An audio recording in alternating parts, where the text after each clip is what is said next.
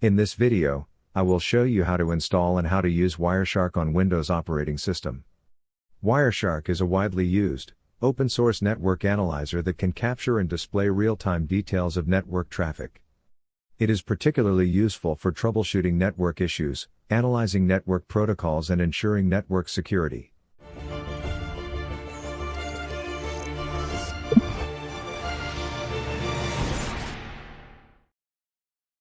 Let's begin. Open your web browser and search for Wireshark download. Choose the link which is from their official website wireshark.org.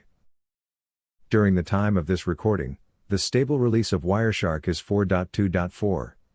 We have the version for Windows x64 which is commonly used. Windows ARM64 CPU architecture. You can download the Windows portable apps if you don't want to install the application. You can just download and run the application. We also have the version for macOS, etc. Old stable releases are also available for download. For more details, you can open the Windows Download Index. Here, you can see the complete details including the date and time of upload and the file size. Since I am running on Windows operating system which is Windows 11, then I will choose Windows x64 installer. Tick on it and it will automatically download the executable file. Wait for it to finish the process. Let's now check the downloaded file. Double-click on it to install. Click Next to proceed. You can review the license terms before installing Wireshark. Tick Noted to proceed. You can open the link to donate or click Next to continue. Choose Components to install. We can leave it to default settings for now. You can see the space required for this application. Next to proceed. I want to create Wireshark desktop icon, so I will check the box. Below are the associate trace file extensions supported. Click Next to proceed. We will leave it to default settings.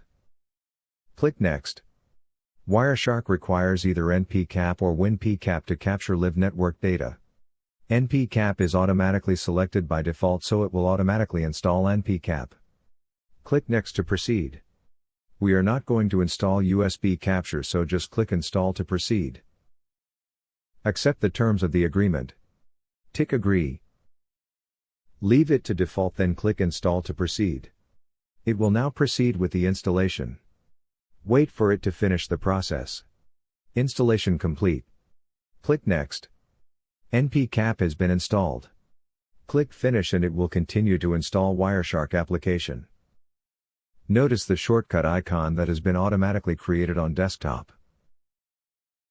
Installation complete. Click Next. Click Finish to close setup.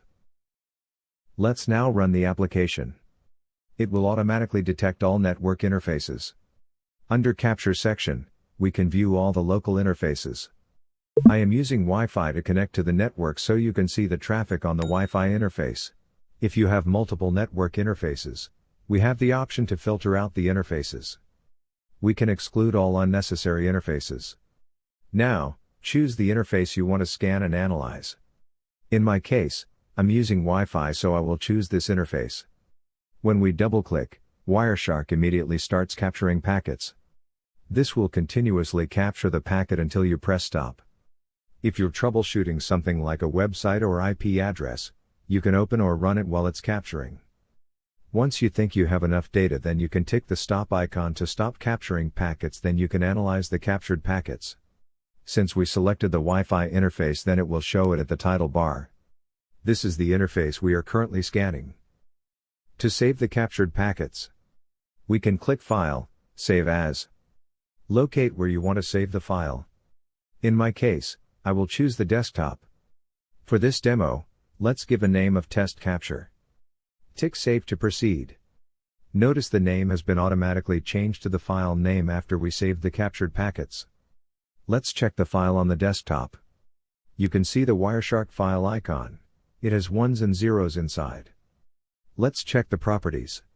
The file type is Wireshark capture file with an extension pcap.png. The file size is very small because we just scan it for a few seconds and I don't have much traffic going on. Let's go back to Wireshark. Below the title bar is the menu. This contains items to open and merge capture files, save, print, or export capture files in whole or in part, and to quit the Wireshark application. You can browse all the other features. We can check the current running version by going to Help. Choose About Wireshark. Here you can see the application version. You can check for new updates if you want. Next is the main toolbar. The main toolbar provides quick access to frequently used items from the menu. This toolbar cannot be customized by the user, but it can be hidden using the View menu if the space on the screen is needed to show more packet data. Items in the toolbar will be enabled or disabled or grayed out similar to their corresponding menu items. For example, Start is available and Stop is grayed out because we stopped the scanning earlier.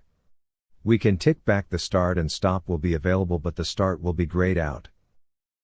Next is the Filter toolbar. This will let you quickly edit and apply display filters. We also have the saved bookmarks. Tick on the bookmark icon, then we can see all the default bookmarks. We can use this to filter out the captured packets. Example is we can choose TCP only and only TCP traffic will be shown. We can use the X icon at the right top corner to clear display filter, or we can use the backspace. Now, we can choose a different filter again. We can easily use the bookmarks by simply clicking on the preset. You can manage and add more bookmarks if you want. To use the filter toolbar, we can enter the protocol or the IP address we want to filter out. Example is HTTP. If the filter toolbar is red, then it means invalid or unknown command. Green means available.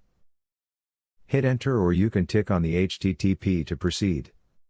Notice that the HTTP protocol is only shown on the packet list pane. Each line in the packet list corresponds to one packet in the capture file. Let's take a look at these columns. The first column or number is the number of the packet in the capture file. This number won't change, even if a display filter is used. The timestamp of the packet. The presentation format of this timestamp can be changed. Source is the address where this packet is coming from.